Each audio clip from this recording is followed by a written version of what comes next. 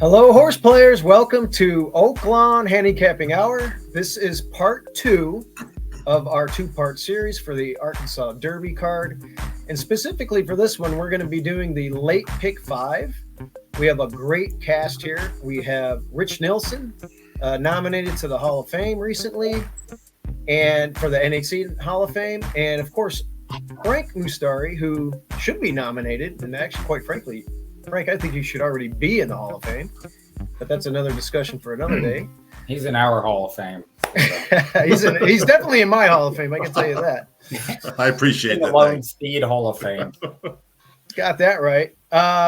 So, guys, the late Pick-5. Me and Marco did a video on the first 8 races. If you guys want to watch those, or anybody that catches this video, if you want to go on YouTube, you can follow us, like, and subscribe, and catch the first 8 races. This video is going to be the last 5 races of the Arkansas Derby card at Oaklawn Park. And it's an interesting race sequence. I know you guys have been diving in this thing since, I think, Monday or even over the weekend since I told you guys about it. We didn't have post positions or numbers until this morning, so I'm glad I got that sorted out. But let's dive into a few things. I wanted to talk. We always talk about the NHC and NHC news. Me and Dylan are going to Sam Houston on April 6th. They have a wonderful tournament down there. BCBC seat, 2 NHC seats. From what I'm hearing, there's going to be less than 50 people in the contest. So it's a good ratio to win some prizes. And Justin Dew would probably be happy to hear this. I think me and Dylan are sharing a hotel room. That might be a podcast you want to do next week when you guys get back from there, just to hear those stories. Oh my God. Be something. It's a bigger room. It's got a little living room and stuff like that. Stay bridge across the street or across the highway. The Hawthorne contest, there's a couple of them. There's one, I got a flyer, Frank. I'm sure you know about it. You told us about it a while back. Illinois Derby Day, April 21st. There is a contest you can play on Express Bet or at the OTBs for specifically the Hawthorne card on Illinois Derby Day. I think it's an $800 buy-in. I saw some of the prizes. Do you know any of the prize schedules there? I think they're giving away NHCs and BCBCs, and then obviously entries to their other future tournaments also. I think that's what I read on their thing. And obviously the greatest thing about Hawthorne, no entry fee. So it's $800 live money. Even though you could play it on Express Bet, there's no entry fee. So they fund the whole prize pool. So that's awesome that they continue to do that. Yeah, Hawthorne does a great job with their tournaments. I love them. Usually can bet whatever you want. This is going to be a little bit different just for the Hawthorne card, but the entry fee is $0. Just whatever bankroll it is, $800. That's what you play with. Frank, and I got to ask, there was a big tweet by Justin Dew out there. Are you going for the tour? You are number 2 right now on the leaderboard. Yeah. No, I am not going for the tour. So that is official. I am not. I will play for the tour. If I get down to the first half and I'm close, I will then chase that BCBC for the first half. And obviously at the end of the year, if I'm fortunate enough to win some live money events, I would be forced at that point late in the year. But at this point, chasing the tour is not something that I want to do and spend my time doing. I'll stay with my live money events. And after seeing our buddy Justin Dew try to chase the tour last year. And me. Yeah. Oh, my God. But he tried to chase the tour and didn't even qualify for the NHC. So that's really bad when you do that. So that led me to think maybe it's not something I should be going for. That is a first in history, actually. Rich, you're on Twitter. You saw the tweet. So we wanted to hear it from the mouth right here from Frank. And yeah, I mean, I identified it. I flagged it as fake news. and then next thing I know, Justin Mustari's following me. So okay. That was pretty good. Yeah, so okay, that's squash. You're not going for the tour. You need 16,000 points to probably win it. Maybe a little bit more. Well, you did Yeah. really good last year without playing one online tournament outside of the Spawn Surf and stuff like that. But the actual NHC tournaments, you haven't played one outside of the freebies. You haven't played one NHC horse players or horse tourneys contest. No, I don't play those. I don't, if it's not my track, I like to dedicate all my time to my main circuit that I'm playing, and to look in a different direction on Fridays or Saturdays. I feel like I'm losing touch with my main circuit, giving up quality study hours, and I just can't get it through my head that I'm playing just for points most of the time. That's what really gets me. Where after you're double qualified, you're putting that entry fee in, and you're just playing for points. And a perfect example, this last weekend I played in the Express Bet contest. I had 300 to win on the first race at Santa Anita on a 17-1 shot.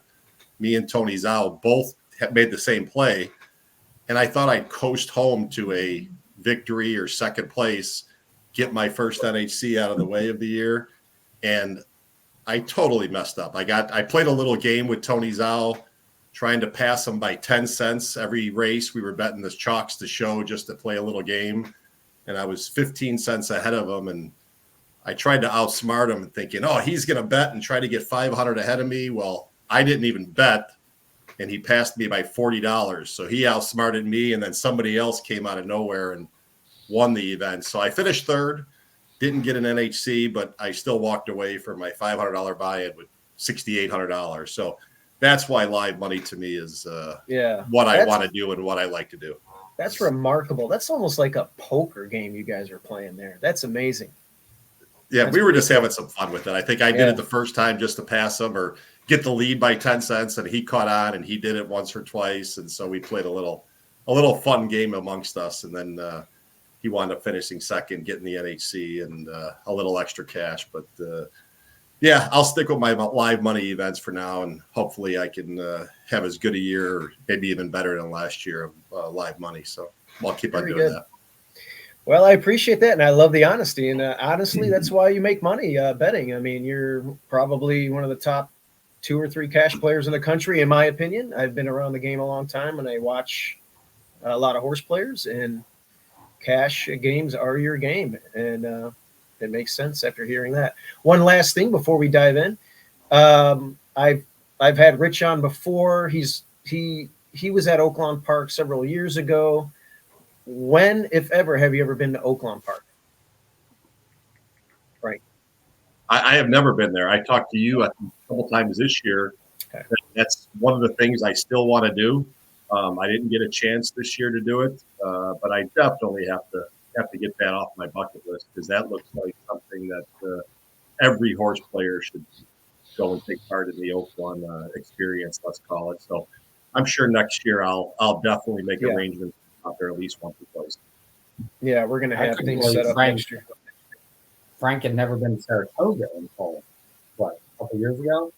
Yeah, no, but this last year was my first time in Saratoga. I got the pleasure of going with Larry Ravelli and Vinny Foglia to watch, I forgot if it was one timer or no balls. I think it was no balls that ran there, and I got the pleasure to go with them to watch their horse run. And that was my first experience in Saratoga. So that was awesome too. And I'd like to go back there again also.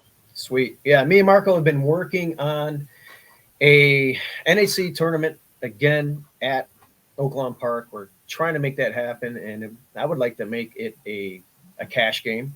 They used to have a $2 win place that mirrored kind of like the NHC years ago, but I would like to see them do some type of a cash buy-in game and give out a BCBC if they don't want to mess with the NHC. I don't know. We'll see. We're still talking to some people. I don't know how much headway we're making, but hopefully we can make that happen. Marco, I was going to come up with this. We're one day closer to Saturday. I saw partly cloudy. I don't think we're going to get too much rain. What do you know on site there? That looks pretty point on. Partly cloudy. But I said we can't talk about the weather until Friday because it changes daily. But since we're doing this right now, I would handicap as if it's going to be fast and dry. Okay. Should be a nice day. All right. Well, that's good. I mean, the last thing I want to see is I don't mind if it rains as long as I'm prepared for it. I hate when it rains like the first part of the card or in the morning and then it dries out and then I'm making my picks as a public handicapper days in advance and track bias changes, so it's really hard to come up with winners sometimes when you get the hectic, crazy weather. So that's good. All right, we're going to dive into this card a little bit, guys. If you can, let's dive into race number 9. And race 9 is a pretty cool race right off the bat. It's it's the Oaklawn Mile. This is a precursor to the Oaklawn Handicap. A lot of the winner is probably going to be running in that race. And I guess, Rich, let's start with you. What did you like here on top? Well, according to my pace chart, it should be a moderate pace. So I want a horse that's going to be up near the pace. And the one I chose was the 4 Midnight Rising. Red Hot Trainer and Jordan Blair having a great meet, 5 for 15. The horse is in sharp form. When a horse is stepping up in class like that, I like to see some back class. And this horse showed some of that last year in his second start. Off a maiden win, went into the Rushaway Stakes, which is a pretty good race at Turfway every spring. And ran a really good 4th. Only got beat a length and a quarter. So I think this horse can handle the class rise, and he's in sharp form. Obviously loves the track. He's 2 for 2. So I like him on top. And my long shot to get in it is the 5 Necker Island. Has a good record at the distance. I like to switch to Bejarano. Should have some tactical speed going a mile. So that's my long shot. But my top choice is the 4 Midnight Rising. Very interesting. Okay, I like it. Frank, what were your thoughts on this race? Yeah, I'm right on there with Rich. I'm a Midnight Rising guy. I don't know why they never went to the dirt with this horse, but last year they, I guess, were convinced the horse was either a turf horse or a synthetic horse. That's all that they ran him, and then somehow they tried him on the dirt 2 back. He caught a muddy track, and he looked impressive in winning. And so they said, hey, maybe we found something here. And I think they did. They ran him right back. He ran even better on a fast track at Oaklawn. Won in real fast time, I think, too. So, yeah, I think they found what this horse really wants to do, and that's be on dirt. Luckily, they found it. So that's my top choice. And the horse that I'm going to play behind, I'm against some of these other guys like Dennington and Silver Prospector. I think they are what they are, not much more upside. I think they're pretty consistent, decent horses, but I'm going to be against them. I'm going to go to a price Last Samurai. I don't know why Lucas doesn't have this horse anymore. I can't figure that out. It's in a new barn, Eddie Milligan barn. Doesn't have a lot of horses, but the horse has some ability, obviously.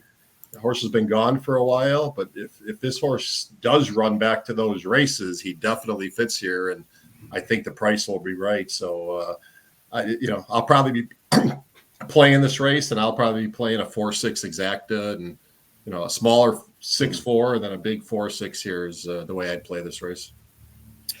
Well, that's very interesting, guys. Me and Marco are right on par with you guys. We both like Midnight Rising. We obviously, none of us have talked before the race, but me and Marco handicap. He sends me his picks. We don't talk to each other about the cards. It's interesting that Rich likes the horse. You like the horse. It is carrying 124. Some of the other ones are carrying a little bit less, I noticed, but I don't know how many of them. I guess I'll go back and look. It looks like he's got 124. Some of these other ones are carrying 117, 119. And of course, Last Samurai is a war horse that's only carrying 119, probably because he hasn't won in a while. He's been off for a little bit. And Silver Prospector is also carrying 124. He just won a race February 25th. But you're right. This horse getting back on dirt and probably going to work out the perfect trip. And it's 2 for 2 until it shows me that, you know, it can't beat these. I'm going to be on this horse. And, you know, Jordan Blair's been pretty hot. He's won 5 of his first 15 starts here, 33%. So him and Esquivel are at 57% from a 4 out of 7 sample. So they've been doing some good things together. So yeah, Midnight Rising looks like the wise guy play here in race 9. So we will see if those odds. I thought we would have just a little bit higher of odds. Yeah, I was looking at that 7-2 morning line. But you know, Jordan Blair's been pretty hot. You have anything else to add, Marco, on this? No, I think Frank said it. Like with the rest of the horses, you pretty much know what you're getting. And then these last 2 races were really good, and with the 8 races and stepping up to the, you know, going with the bigger boys now. Yeah, I threw Frosted Grace as my move. I like that move. I threw Frosted Grace as my backup just because it's a horse for course angle. It's an older horse, 4-1. Again, when I made these picks, I didn't know what the odds were going to be, but getting back here at Oaklawn, where it's just won, by the way, in January, a few breaks here and there. They switched barns in the middle of the meet from Diodoro to Maker, which is interesting, but I got that one as the backup. And, of course, Last Samurai for you, Marco, has won at this distance. I'm with you, Frank. Well, has run well at this distance once, but I'm wondering if it's going to have too much to do because the mile is a short stretch. It ends at the first finish line. I don't think it matters. The horse, if it's ready to run, I think it's good. You know, why was he bringing him here to run in this race if he's not ready to run? Right. All right. Well, we will move on to race 10. Race 10 is the Matron. It's $250,000 for mares, 4-year-olds and up, going 6 furlongs. And Frank, why don't you start us off in this race? What were you thinking here? Yeah, I really had nothing too exciting here. You get a Peter Miller horse shipping in. Gets Flavy and Pratt, I think, for the first time. Yeah, now Pratt run him once before, but a race where he might be the speed of the speed. You know, you get first-time blinkers. You get Pratt, might be the fastest. You know, so might be on the lead. The other horse in there is Zeitlos, who looks like the obvious, has never done anything wrong on a fast track in his career.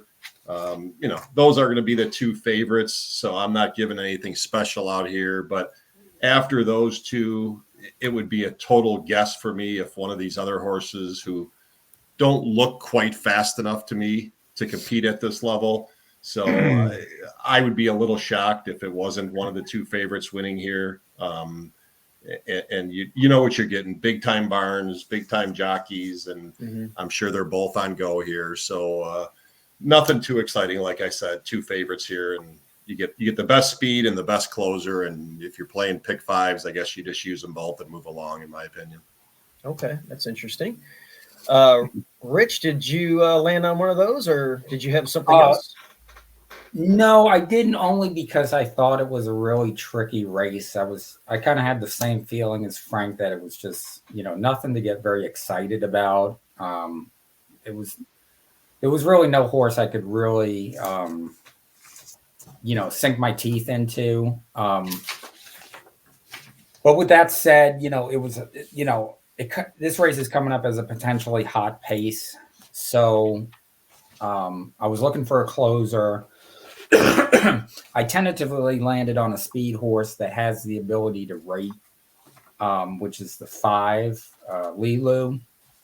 Doesn't have a great record the last couple of years, but She is coming off a nice win at Aqueduct, and I like her work pattern at Keeneland. I think it's interesting that they've been training her consistently at Keeneland, and then she ships to Oaklawn for this race. So, but she's also not a great price. What is she? 3 to 1. Yeah, 3 to 1. I think she's going to be higher than that. I don't see how she's 3 to 1 in this race. She should be 5 to 1. But so I landed on her, and then my long shot. I can't fault either of Frank's horses. They're 6 and 8 are obvious. I think could easily win this race. My long shot is the 10 Hoosier Filly. Switch back to Morales, who won aboard this Tom Amos filly last summer at Ellis and won a stakes race there. And she's won multiple stakes race. She was the Goldenrod winner 2 years ago. Pretty versatile. She's won from 5.5 furlongs to a mile and a 16th. So, if she's ready, which I think she should be with the work pattern and everything, I gave her a shot, especially at a long shot price. What is she, 15 to 1 on the morning line? So yeah, 15 to 1. So yeah, I came up with 5 and 10. I think it's a very wide open race. Yeah, second time blinkers for that one. It is cutting back. I'm not sure if that's a seasonal type, hey, let's get our feet wet type of race, or maybe they want to return to sprinting. It did sprint 7. Well, I'm not going to count that as a sprint in the bull ring at Charlestown. So draw a line through that one. No, but she stayed maiden going 5.5 at Churchill. Debut was good as a 2-year-old, so she should be able to get 6. Mm-hmm. She's got some sharp works. It's Amos. I think, and also she's potentially a closer in this race with hot pace. So I could see her running big, especially at a good price. Yeah, I was just going to ask you guys about the pace. Frank, Rich mentioned a hot pace. I think so too. I mean, do you think? It's going to be quick, right? Yeah, I definitely think it's going to be quick. Sometimes in these races where it looks like it's a hot pace, I'll lean towards the speed of the speed, and I think Peter Miller with the blinkers will be the speed of the speed, and then the rest of the guys chase. And if I can't normally find, like Rich just said, if I can't find a closer that I really, feel is good enough, then maybe some of that speed of the speed just keeps on going. But I definitely agree. It's going to be a fast pace. And that's why most logically to me, I really think Zeitlos is the winner.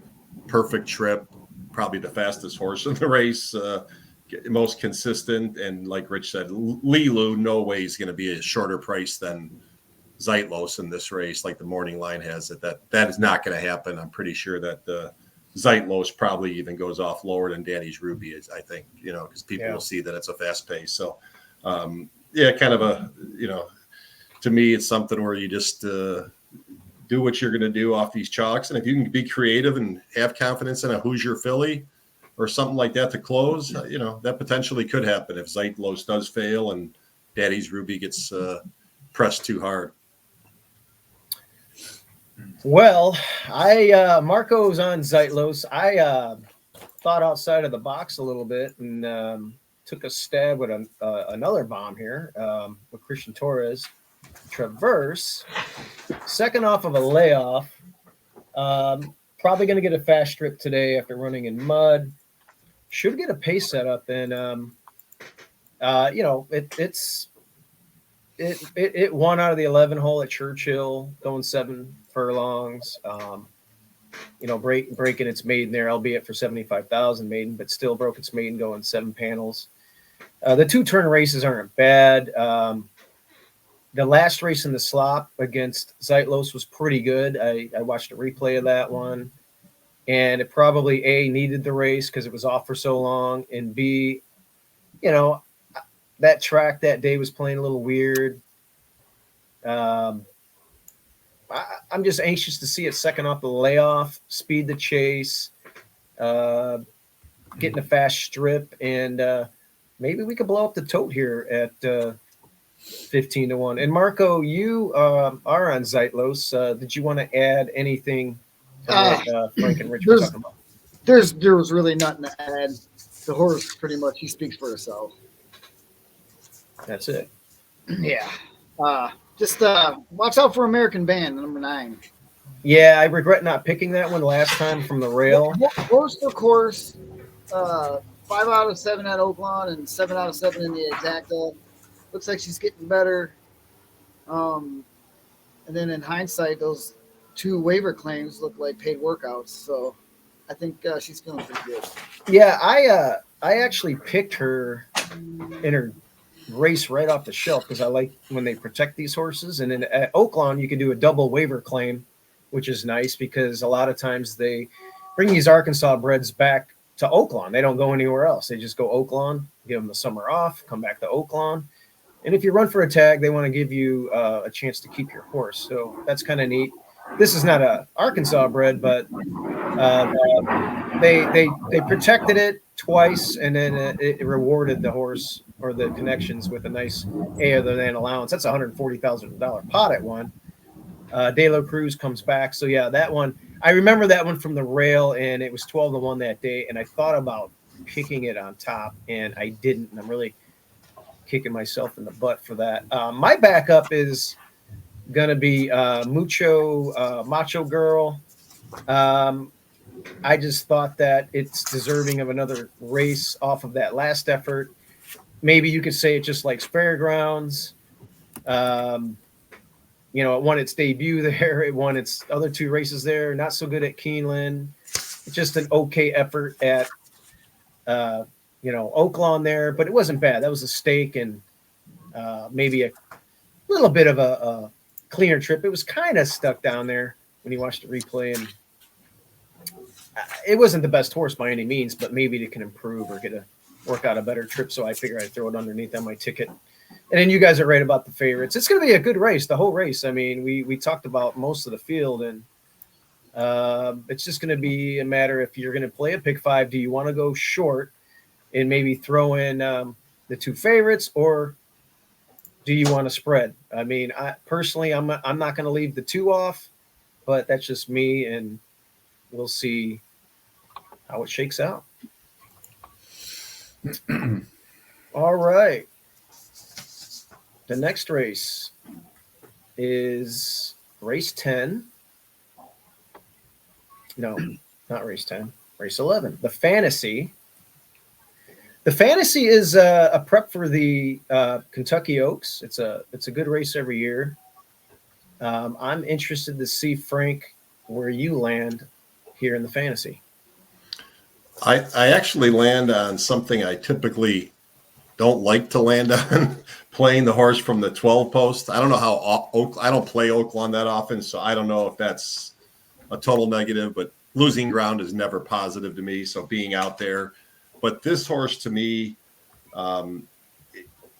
they laid it off. I'm guessing it had to be laid off after a few races as a 2-year-old.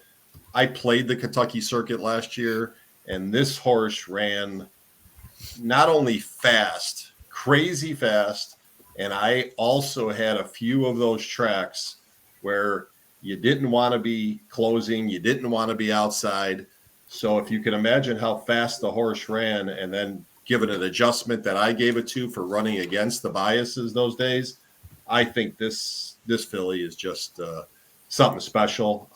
They're probably the only negative I would have. They're probably rushing this horse back to get it ready for the Oaks, in my opinion. I don't know if they tried to get it ready a little early and couldn't, but to me, this might be the best 3-year-old filly that I've seen, or as a 2-year-old last year, 2-year-old filly that I saw last year. Very, very impressed. Draws outside, but that's where I'm going to go. Not a horse that I would normally bet in this situation, because I don't like playing horses off long layoffs at a short price. But the interesting horse to me, because the ones that have run other than that one, I'm not too impressed by. But the 4, I mean, talk about hitting the jackpot. They paid $2,000 for this horse. Horse went off at 25-1 and looked like a champ in its last start. Did it fool the connections or fool everybody, I guess? But the horse was really, really impressive. The horse was 10-1 morning line. So, that would be my backup play along with Torpedo Anna, who I think is, if ready and all on go, definitely the best horse in this field. Yeah, that's interesting. I do want to point out, yeah, Intricate was on everybody's list. Ran a little bit of subpar race last week, but nonetheless a very talented filly. And yeah, these numbers do jump up. I do want to point out the outside posts going this trip is not a big deal. You should be okay if you should be able to work out a trip out there. Horses win from the outside post all the time at Oaklawn Park. Rich, what were your thoughts here? Well, I'm close to Frank. My two horses in this, and I gave a tentative top selection to, was the 5. Where's My Ring? I like the California speed. I like just the fact that this horse is real versatile, can be up on the pace or come from behind, and drew a good post with the 5 hole. And I just like her pace figures. I think she, she has a legitimate shot in this race. My second choice, which definitely getting higher on now after hearing what Frank had to say, is the 12, Torpedo Anna. I thought she, just looks great on the races she ran last year. I didn't actually watch those races, but on paper they look really strong. She's got some really strong late pace figures on the Briss reports, and she's been training well coming into this. McPeak, excels with this type of horse. So 5 and 12 for me. I like it. Me and Marco, I do like the 12. I got it as my backup. I actually landed guys on my top spot. I went back to the Brad Cox runner, West Omaha. I think that race. I think this filly's much better than that effort when Lemon Muffin won that day as a maiden. I have second deserves another chance here, and I also want to point out that Gaff Leone, as you can see on Formulator here, last 2 years, 53 races, 40% winning percentage with Brad Cox. So these guys, he takes the mount here, and that's a signal that Brad's got this one ready, and he's ready to win this race. And the last race, maybe it just didn't have its day. It didn't have a big trip note. I mean, yeah, a little tight at the break there. I watched it. It's in the lines here, but it wasn't anything too significant in my opinion. But I'm willing to give it another race forward and run something more along those Churchill Downs or Fairgrounds lines, and looking for a better effort today, and should have a little bit of pace to run into. The backup again, the 12 already, we talked about it. All of us like it. There's no way in hell I'll leave this horse off my ticket. It could definitely work out a trip from out there. But like you said, Frank, are they rushing it for the Kentucky Oaks? The other concern is it hasn't run here, which is not a big deal, but it hasn't worked here. When I dig into the works, they're all from pretty much Kentucky and Fairgrounds. So I really don't know how it's going to hit the ground here. I'm sure it'll be fine, but I typically like to put horses on top that have either showed a couple of nice workouts here if they haven't run here, or they have run here well in the past. Marco, you landed on the 7 as your top pick. And if I look at this correctly, this thing is 30-1. Yeah, I'm throwing bombs. I'm throwing bombs in this race. Okay. I like the breeding. I like the connections. I like she's 3 for 3, and I mean, I want to see her do it again. She's going to definitely need to step it up against this group, but I think Asmussen 30-1 is a twice. And then the Well, other horse, I like that horse. Okay. I just have in Just My Heels. I like this horse. I've had it before. And In Just My Heels. last Okay. race was, the grade 3 bounce the first against winners, and I want to see if she could come back with a little bit better effort. Wow. So Marco, do you have any concern at all that your two horses are going to butt heads at 30-1 each? Well, I'm not betting both of them. No, I know that, but are you Scratches out, I get concerned? the other.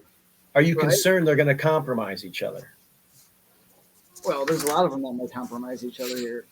Okay. I get that, and that's why I kind of wanted one to have a little bit of a target to look at. Okay. Well, look. Maybe one of them can just keep going. Okay. Well, I'll tell you what. If these two hit the exacta, I will buy you a steak dinner Okay, when I come down there. How about that? I'll take that. I'll do a $2 I'll take exacta that. box. I'll do a $2 exacta box to pay for it. Marco, tell him he's buying you the steak dinner anyway when he stays at your place when he comes down there, so it doesn't matter. Oh yeah, You're buying dinner anyway.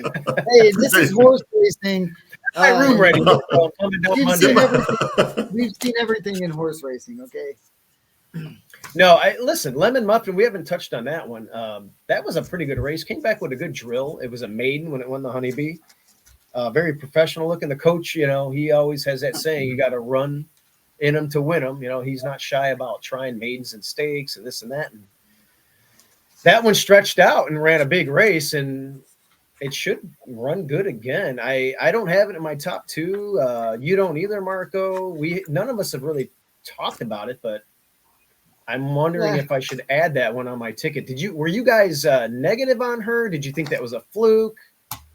Or Yeah, I wanted nobody out of that race. Actually, I thought that race was, was slow, a weaker group, and this is a much stronger field than what the Honeybee was last time. So that's why I kind of, as you could see, I didn't have any of those horses in my top picks because I thought that was a weak race. But we're gonna find out if I'm wrong and it wasn't a weak race and it was good, then you're definitely might be buying a steak dinner for your brother there. So there you go.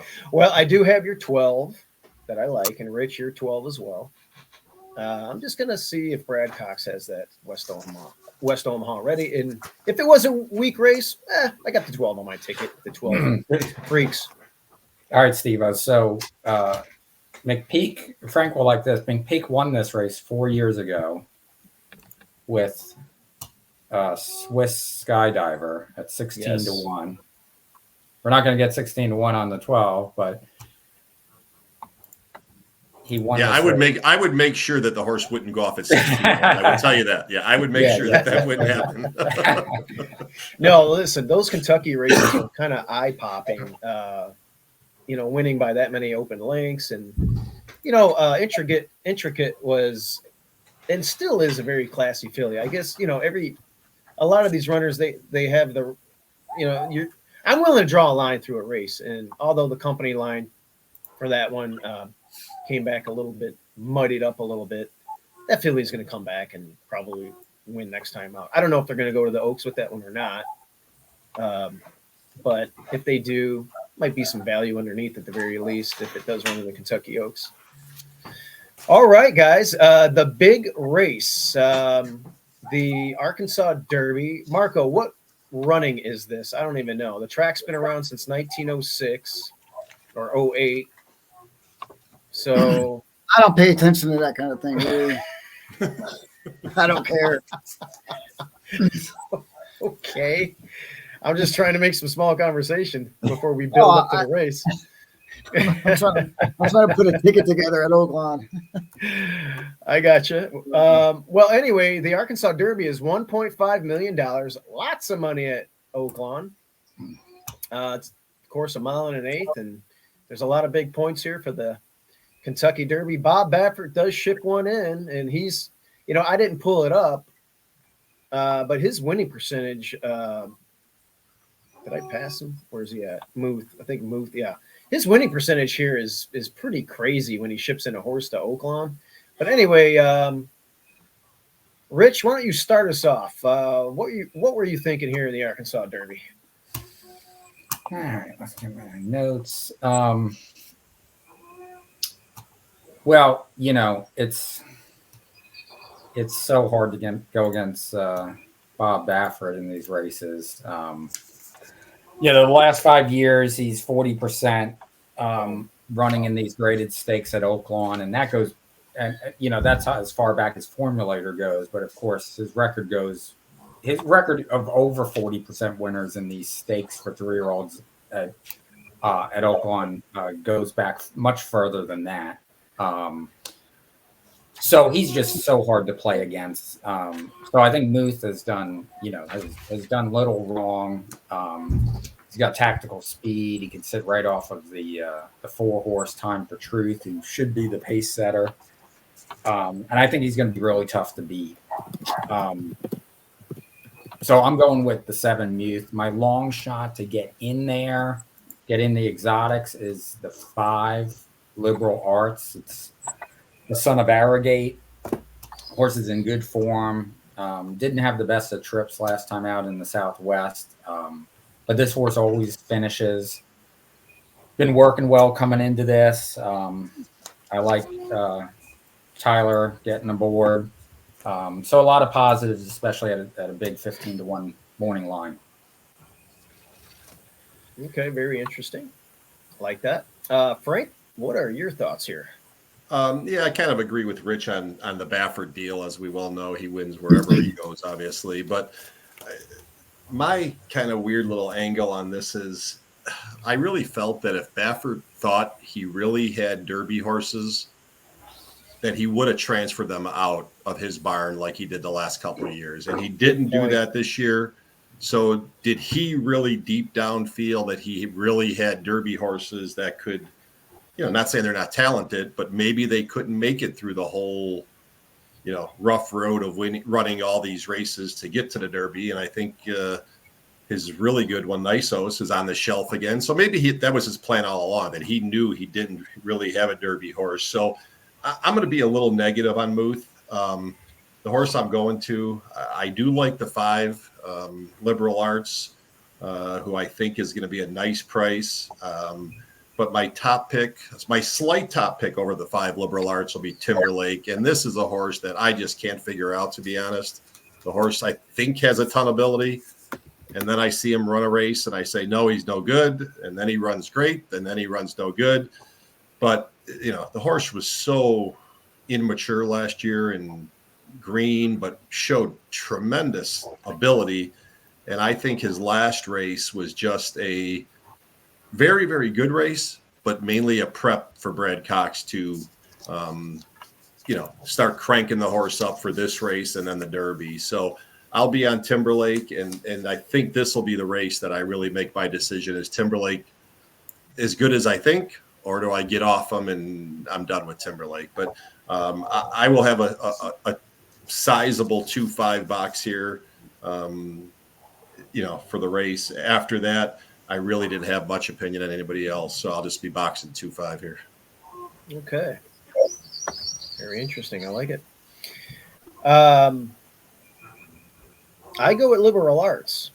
Liberal Arts ran in that Rebel with Mystic Dan. And Mystic Dan got the golden rail and just exploded on that. It was basically an airline strip down there. And I really got to see one from Mystic Dan again to get behind that race. I don't want to call the horse a fraud, but I just believe that on a fast strip on Saturday, I don't think it's going to run anywhere near that well unless we get a lot of rain and it gets the same trip with the same type of bias. That's my opinion there. Liberal Arts is second off the layoff. I already mentioned the inside where it was a negative. It was following Mystic Dan, and then it swung out, and Mystic Dan, kept going. And the one thing that I want to point out is the Justin Dew Oh, this should be good. The Justin Dew Gallop Out Angle.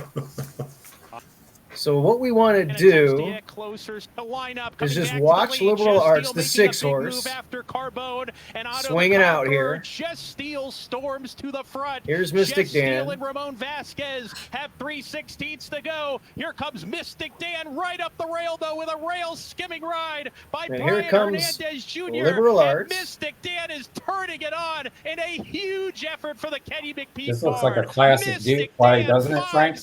Oh, yeah, this is exactly what he's playing all the time. Look at him. Oh, he almost got second. Yeah. He almost got second. Now watch the gallop out. Where's Justin? I wish he was on the back me up. I wish he was on this call. Oh, look at Look at this. Oh, my goodness. Monster. Monster gallop out. Much the best. Oh, my goodness. So we've heard this gallop out thing on our Lone Speed group chat. I think I've been around for about 3 years, 2.5 years. I've heard this gallop out thing. Does anybody know if any one of these gallop out horses have ever come back and won in the last 3 years? Do we have documentation that says it's happened?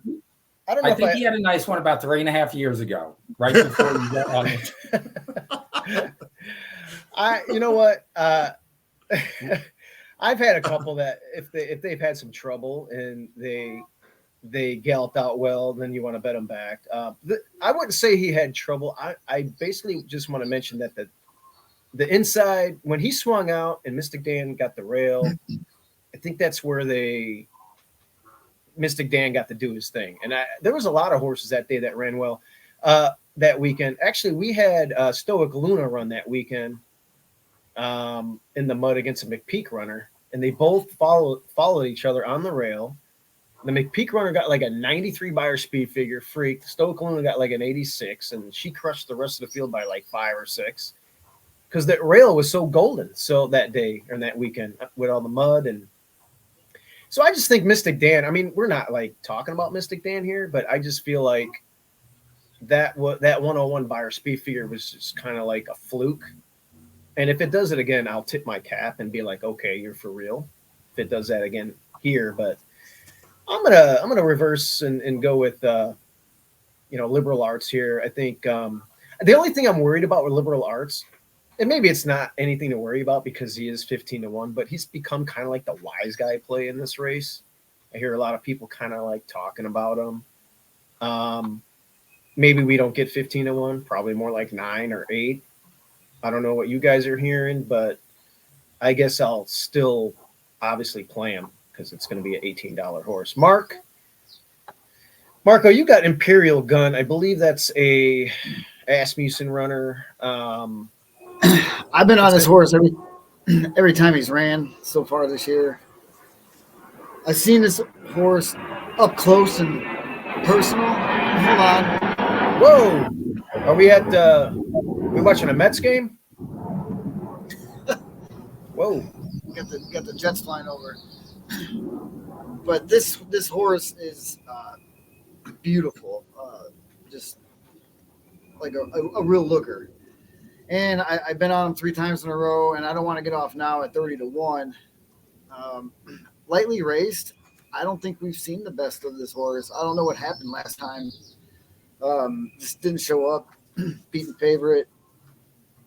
2 back, he did what he was supposed to do, and I'm going to give him another go. And I really like Esquivel. I think he's probably one of the better riders at Oaklawn right now, even though it's only 14%.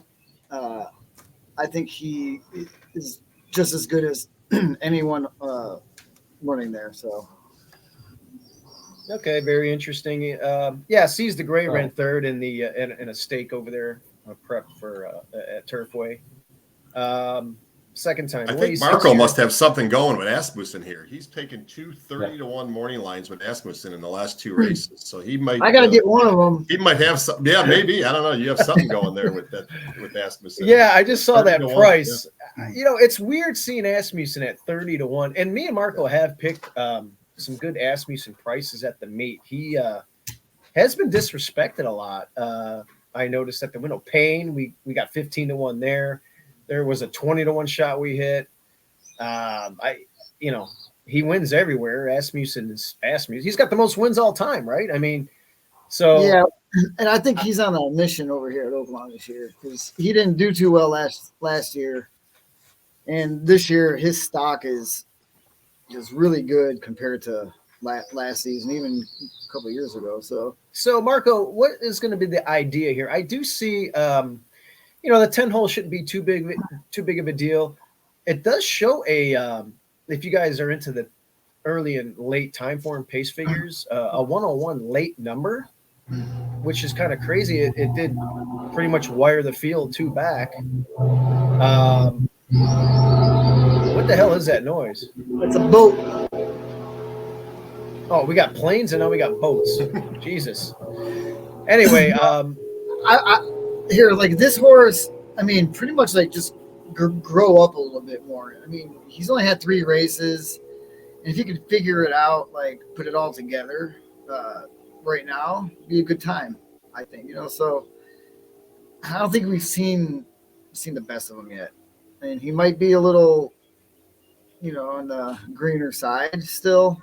Kind of reminds me of just a young dumb horse sometimes, but if he grows up, I think he's going to be a talented one. All right, we both land on Timberlake as our backup. Makes all the sense in the world. Flavion Pratt has flown in, Marco. I think how many races has he ridden there? I thought his winning percentage was higher there because every race I saw him run in, he pretty much was first or second. He does have 12 starts, 3 wins, and 3 seconds there. I think he flew in for 2 races last Saturday, and I think he won both of them, or was that 2 Saturdays ago? Something like yeah. I was originally on Timberlake, but I didn't want to pick Timberlake, so I went with the 30-1, and definitely Timberlake is going to be on every bet that I make. I like this horse. I like that last race, even though the Rebel, I don't think that was a great field, and really I don't think this Arkansas Derby is a good field either. I think this is one of the worst derbies that I've seen in a long time. I don't like it. Maybe somebody comes out of it and surprises us later on in one of the Triple Crown races. I don't know. I didn't pay attention to the assigned weights. Some of these are carrying 121 and 124. I thought they all carried the same weight in this race for some reason. I'm assuming the ones that are getting 3 pounds are ones that haven't won in a while, based on what I'm looking at here. That's kind of odd for a Derby prep. Yeah. Although here's Just Steel carrying 124, hasn't won since November of last year. So I'm not sure what the condition is, but anyway, 3 pounds is 3 pounds. I don't know if it's going to make a big deal. Mystic Dan, guys, I touched on it. What do you guys think? Well, I'm going with. Yeah, go ahead, Rich. Oh, go ahead, Frank. Yeah, I just figure with Mystic Dan, what you're saying, Steve, makes total sense. That last time that it was a golden rail, and if that, you're going to get me to go back and look at that day's races now. So moving forward, I know that's for sure what happened. If it was a golden rail, I really like the 5 liberal arts even more so than I did before. And if that is the case, then you didn't want to do it earlier, but I'll do it for you. Mystic Dan is phony if that's the case, because if he's not going to get that rail trip today, Saturday, he's not going to get the golden rail most likely. So I would be playing against him if I go back and solidify what you said, that it was a golden rail last time at 5-2.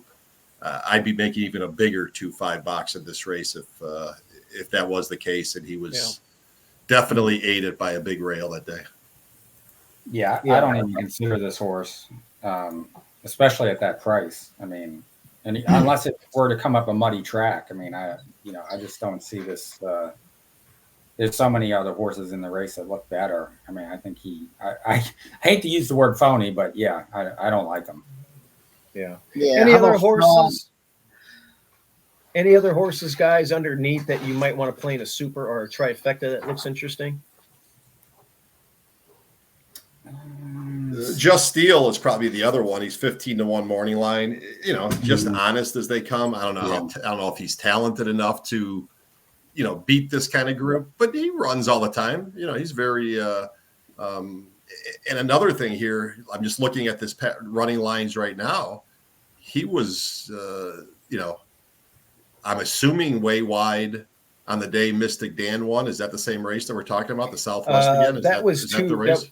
No, that was 2 races back. That okay, 2 races back. Yeah, I thought he got a decent trip here. He actually ran second that day. And the Rebel, I really couldn't put my finger on what the hell happened in the Rebel. I guess that's when he was wide. Yeah, five wide, both turns. So maybe that's what it was. He didn't really get the trip that he needed there, and Timberlake just kind of ran away with it. But so yeah, wide trip. Last time, lost to a horse that got the Golden Rail 2 back.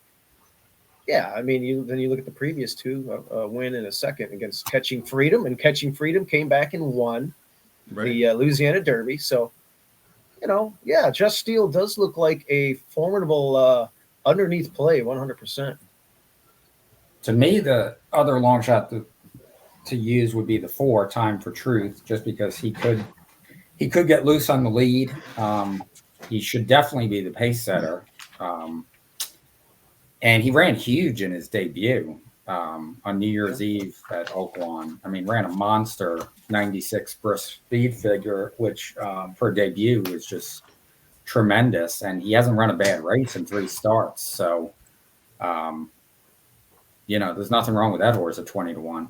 No, that's a good point, Rich. And me and Marco know Valentine Candy well. That's a nice closing sprinter that ran Time for Truth down that day.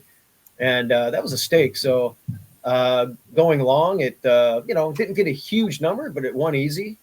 And if it has to dig down a little bit here, maybe it could run a lot faster. Marco, did you have something to add?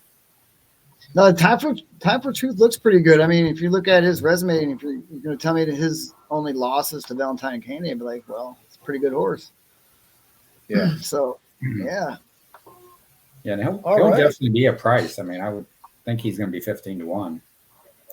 Yeah, those favorites are going to take some money. Oh yeah, Baffert horse and Timberlake. Everybody's going to be focused on them, and yeah, and then Mr. Dan's going to take money. So I want to see an upset here. Well, I just don't want Muth to win.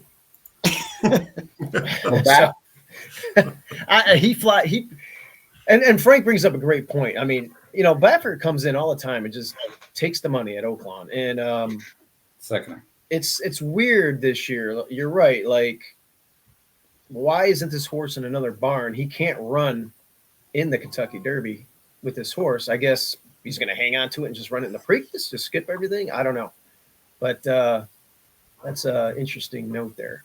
All right, guys, we're going to close out the Pick-5 with a $150,000 A other than allowance going a mile. This is for 4-year-olds and up, fillies and mares. And Rich or Frank, maybe you can start us off this time on this race and see if we can catch big balloons, or we got a square price. What are we looking at? Yeah, this is the kind of race where I'm going to be playing against the 5, whatever that is, absentee or absinthe, whatever we want to call it there. Never really ran that fast. I think it's going to be way over bet, coming off a long layoff again, all the way back from Saratoga. I think people will look at those races and want to bet this horse coming out of the Asmussen barn, which I'm assuming Marco won't bet this one because this one's 5-2 and he only bets the Asmussens at 30-1. So he'll probably pass on this one. But I'll be betting against this horse. I'll be betting against, I think the second choice is the 6, who I don't like at all either. And I'm going to go to the 10, Thistral, I think it's called. I think this horse done nothing wrong. 4-1 is a fair price, I think. Keeps on answering the bell every single time, whether it's fast, dirt, fast, muddy, sloppy, just keeps on running good. Last time it caught the muddy track, didn't run that great. I don't know what happened, had a short little freshening, and I think probably most likely he's going to come back and for Amos and run like it has in its previous 5 or 4 starts since he claimed the source. But the big one that I need a lot of luck here because I'm picking Chelsea Bailey from the 9 post. So I'm hoping that she breaks a half a length or a length slow, gets forced to get inside somehow. But this horse, I mean, keeps on running again. If you look at the running lines, the horse, you know, other than its last race where it ran 8th, it was second, first. In the last 2 times was in spite of Chelsea Bailey. So at a big price, I'm assuming it's probably going to be even bigger than 21 just because of Chelsea Bailey. But in my pick fives and also betting here, because I am betting against 2 of the favorites in the race, I'll be playing 9, 10 exacta boxes, and then I'll be keying off the 9 and 10 in tries with a bunch of other horses. And I think the 10's most likely to get there. And I'm just hoping Chelsea Bailey's not 5 wide first turn, 5 wide second turn, and the horse runs 5th and, you know, never gave the horse a chance to run. But at a big number, I'm going to be using that horse in this race. Yeah, that's interesting. Yeah. Earl McBride, my brother Danny, cut his teeth with him, you know, mucking stalls and learning the game. He even, I think, Marco, didn't you coach his kid in T-ball or? Yeah. Yeah. So a little bit of connections there. Chelsea, he's what? He's a big guy. Big guy. He was my first baseman. Okay. Oh, his kid was. Okay. And Chelsea Bailey, MMA fighter. She's a tough gal. She's having a tough meet, but she kind of knows this horse and just missed 2 back. And we're probably going to get a similar strip as that fast strip that we got 2 back. So 20-1 and probably more like 30 at post. Yeah, I think we might want to add it underneath. Rich, what were you thinking in this nightcap? Well, I was thinking you definitely deserve to get 20 or 30 to 1 when you're playing her. So, you know, you better get 20 or 30 to 1. I agree. Yeah. So, all right. So, yeah, very wide open race. I had 3 horses I really liked. My top pick is 4 Blame Day. I like the 3rd race off a layoff. She had not the best of trips last race, and so now they're switching to Christian Torres, which I think is a positive. And I like the stretch out. She doesn't have a great record at Oaklawn, but she's run okay the last 2 starts, and actually both of those were on wet tracks, so hopefully it's going to be a fast track. And she showed in that 7 furlong race at Remington that I think she can get the mile. She's certainly bred to get the mile. And Calhoun, this is one of his best angles, sprint to route. He wins 27% at a flatbed profit. So I like that she draws well, and I certainly like the 8-1 morning line. So so she's my top pick. The 12 is my second choice. Let me go to her, Faith Alone. Good price. Yeah, going to be a big price. Had trouble in the last start. Now it's second off a layoff. I like the fact that she's got a race over the track. And switching back to the winning rider. Several positives there at what should be a big price. So I threw her in there, and then I also give the 6 a shot in this race. I know Frank's mentioned he didn't like her, but she's got some really good closing figures. Probably gonna have trouble to get up for the win, but I think she's definitely a horse to use in the exotics. Okay, very good. I landed on, I believe, the 3 horse here. I landed on Wildwood Bye, and I did have a significant trip note 2 back. And last time it ran a pretty good race, got a little bit tired at the end, and I'm thinking, this horse routing has kind of improved its game. I thought it ran pretty well 2 back, and last time was really well.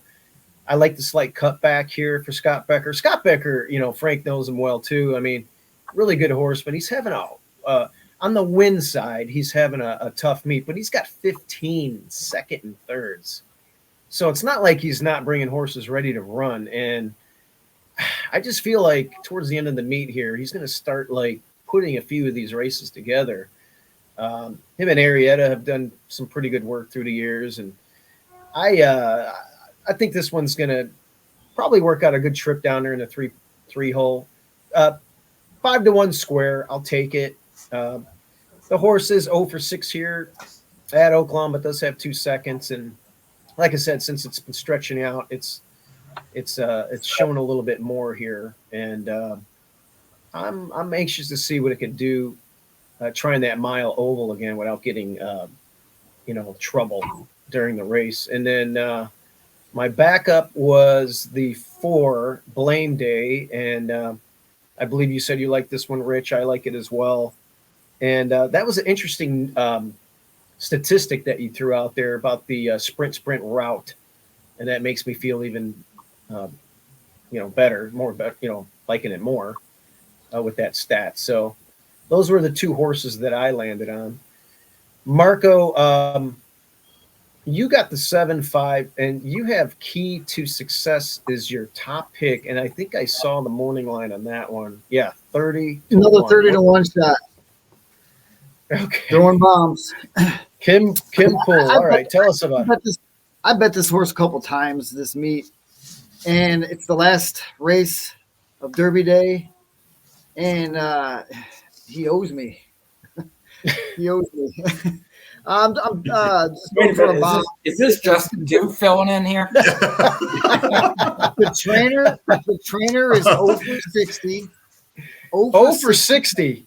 Yep. Oh, yeah, it is. Yeah. And Rocco Bowen is 5%. I mean, the guy's not that good, okay? He's all right. I like Rocco. He's not having a good He's meet. not having a great meet, though. He's not having a great meet, yeah. But he's rode this horse good a couple times this meet, and coming out of the clouds, I think he instead of taking the Asmussen horse at 5-2, I went the 30-1 shot because obviously the Asmussen runner is the one that I is going to be my saver, whatever you want to call him. So your idea, yeah, I will make a note. You ran against American Band last time, who ran a really awesome race, freaked in there. He was 7 wide. He was 7 wide here. Well, I'm looking at the trip note there for the DRF line. Carried 7 wide from the far outside post. That wasn't too bad of a race. And the 2 races prior to that were pretty good. But these are all like sprint races. We're going the short stretch of the mile here. You have run 2 turns before. Is this horse a better sprinter or this horse doesn't have a lot this horse lacks heart. He doesn't have a lot of heart. Doesn't like to win. But he hits the board, and 30-1 could beef up some prices here, as far as payouts go. All right, so I just want to make a note for Frank and Rich here that me and Marco are keeping track of our $2 win place ROI. And I think what Marco's telling us is he'll be happy with a second place finish where it pays $15 a place. Hey, I wouldn't be if he gets beat by the 5, I'll take it, because I'll probably have like an exact or something like that. So this is the type of race. The 4 of us have 7 different horses in this race between the 4 of us. So I think it's this race was. I mean, so Marco, the 5 is a Vegas show. I think Dylan and DeCaspers and all those guys went and watched the show at Caesars, and that's the name of the horse. I can't even pronounce it. Absinthe. Is that how you say that? It's 5-2. Not exciting. Coming off of a long layoff, you picked it up underneath, and I guess it was just a logical thing, right? Yeah, I mean, he's always dangerous, and races like this. He wins them. Okay. All right. He's Well, the horse is 5-2 for a reason. He's probably going to run pretty good. And if he gets beat, I don't think he's going to get beat by a whole lot. But I'm hoping he does get beat by the 7. Guys, so what I'm going to do, I'm going to be playing a Pick-5. I'm going to be throwing in a lot of your best opinions with mine, and I might not take all of your opinions, but I'm probably going to take at least one of your opinions in each race. I don't know who I'm going to single. I like to single usually. Frank, when you construct a Pick-5 ticket, and I know you've hit some big ones, and Rich, you have as well. What are some tips you can give for ticket construction? Should you be like make us take a stand in a race? Where do you spread? How do you like to play your ABCs? What's your typical ticket construction look like? The only way that I ever play a multi-race wager, and especially a Pick-5, is I have to have strong opinions in at least 2 of the races. If I'm going, 3-4 deep in every race, to me, that says I don't have any confidence in what I'm doing. So why am I playing the Pick-5? There's another day I could play the Pick-5 when I have an opinions that really matter in consecutive races. So typically, if I'm going to play a Pick-5, it's going to have at least one single for sure. And then most likely in 1 or 2 other races, it's going to be just 2 deep potentially. And, I think you guys know me well enough. When I make a cash a ticket, I want to cash it for a sizable amount. So I'd rather have a Pick-5 where I'm gonna have it multiple times than spreading and putting in a $400 or $500 ticket for 50 cents.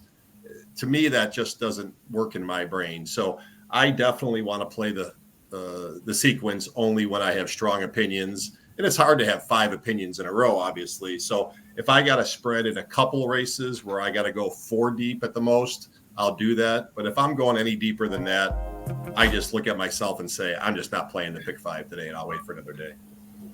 That's interesting. I typically do have a single. I like to construct my tickets like that, not only to keep it cheap, but I do want to have I want my opinion to matter. A horse that I really like, I have a trip note on it, or it's a bet back, or there's an angle or a surface switch or whatever. I want to single that horse if I really have a strong opinion on it. So that makes sense. I always find myself doing stupid things sometimes where I'm leaving out an obvious horse. I'm trying to beat it with 3 others. If I'm already singling and I hit my single, why am I leaving this 5-2 horse off? Because I think 3 other horses can beat it. Is that something is that just being stubborn, or do you typically, when you single, you go 2 deep, then do you hit an all button sometimes? No, if I'm hitting it all, I never hit an all button. That's if I'm hitting an all button, that means that I shouldn't be playing the race. Now, every once in a blue moon on a mandatory rainbow payout, and if I'm trying to, if I'm singling or I'm liking 2 9-to-1 shots in a mandatory rainbow payout, I might go an all, because it's a cheap ticket, obviously, when you're playing 20-cent mandatory payout. I might go an all just because I'm thinking, well, if I'm right on my 2 strong opinions, I don't want to miss this wide open crazy race. If I get a 50-to-1, I'm scooping the whole pool. That's the only time I'm ever playing it all, but I'm never playing it all in a Pick-5 sequence. It would have to be a huge carryover for me to even go, like I said, go more than 4 deep. But I do think sometimes people, like you're saying, leaving the obvious 5-2 shot off, that doesn't make, I think you answered your own question. Yeah. If it's an obvious 5-2, why are you leaving him off the ticket, right? That kind of like you're saying. I'm stubborn. It could be a connection I don't like. I could be like, I'm gonna beat that horse. I'm gonna beat it, and I can't be. And that becomes something that, as horse players every day, the game's hard enough if we're, if we're betting with our heart instead of our head, or whatever that reason is.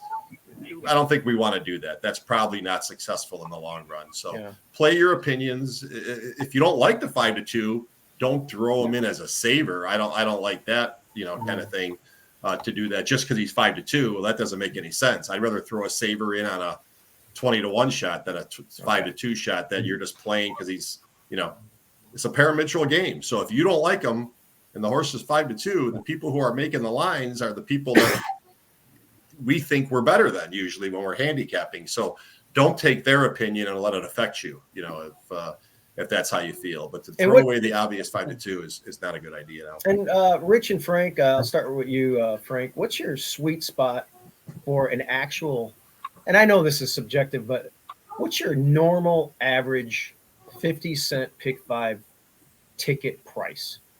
Like how much is your ticket typically?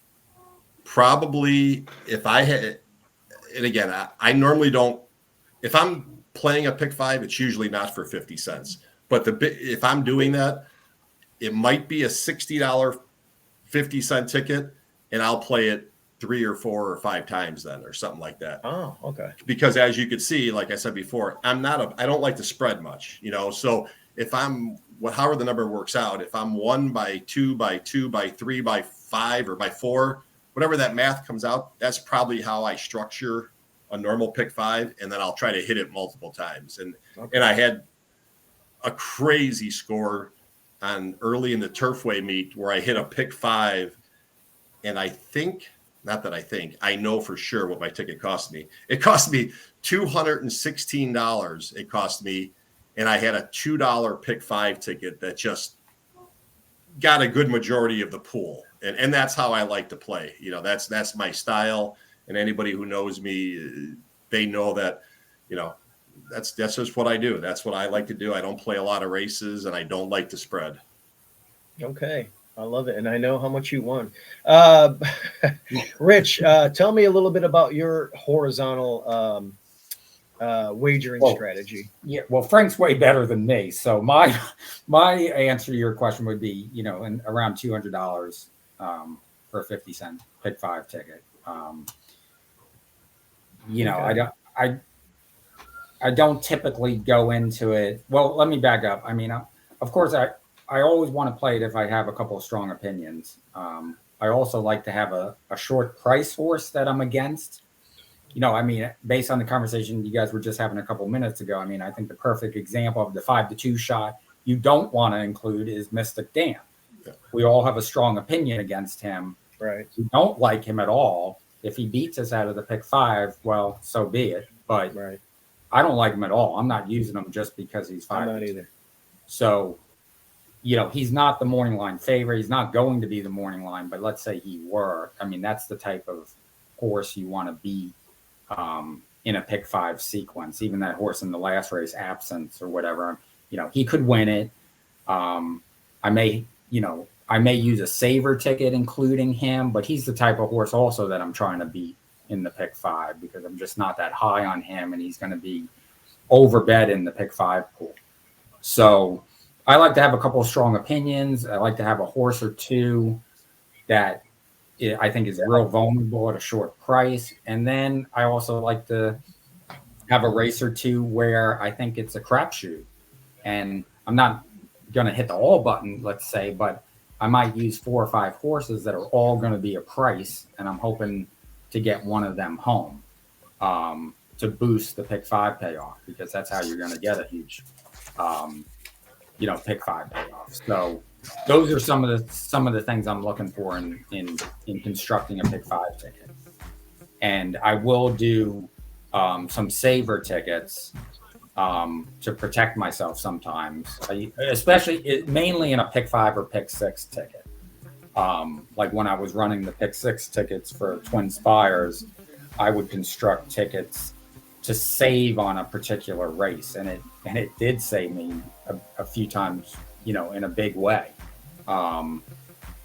Let's say it was a 7-2 shot that I thought was legit, but I didn't really like him that. I didn't have a great reason against him, but he could win.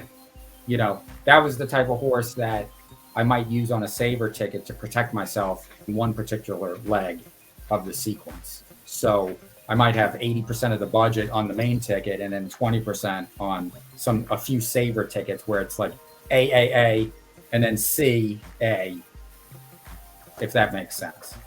No, it does. And this is great content. Pick-5s are where dreams are made. Pick-6s too, but the Pick-6 has gotten weird across the country. I think Hawthorne's doing a good job by changing some things. But I remember the $2 bet out in Santa Anita, and do they still have that? I don't even know. But wasn't somebody getting rid of theirs this year? Was it? Well, Oaklawn used to have a Classics, which was $1 Pick-6, but now they just have the Pick-5, which is fine. I like playing Pick-5s. One of the most exciting and worst feelings in the world. The exciting part is having a will pay, especially when you have, 5 figures and sometimes 6-figure will pays. It's very exciting. And the worst feeling is losing when you have a will pay and you get nothing. So, Yeah. I've been at a couple ends. The biggest Pick-6 I hit was like 31 grand. Still looking for my first 6-figure score, but hitting one for 5 grand or 10 grand, those are always fun too. Guys, before we go, the final 4. Rich, me and you were in Vegas. I put a $20 win bet on Crichton.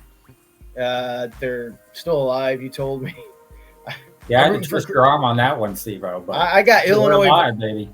I got Illinois versus Crichton in the final. What do you guys got? Any input there or no? Frank, you don't care about the Final Four? I don't care. Yeah, I watch most of college basketball just for the entertainment value. I couldn't even tell you who.